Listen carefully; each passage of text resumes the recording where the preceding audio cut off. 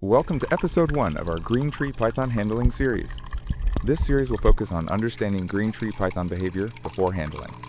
In this episode, I introduce my hand into the enclosure, and you'll see how he follows my movements with curiosity rather than stress. The goal of this series is to help you read your snake's body language, build trust, and gain confidence in handling your green tree python in a safely manner. Understanding behavior is the key to a positive experience for both you and your python. If you enjoy learning about green tree python behavior and want to see more episodes, make sure to subscribe so you don't miss any. There are two main reasons why a green tree python will strike. One, as a feeding response, and two, as a defense mechanism. So the first step is to build trust.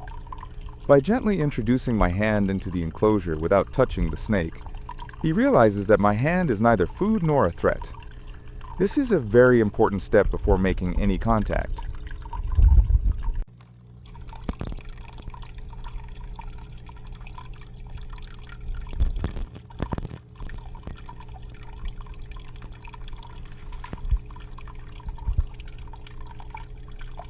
Notice how my movements are slow and gentle.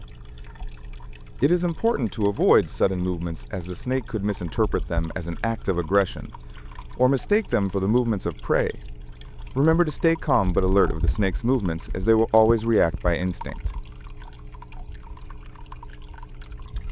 That is it for this episode.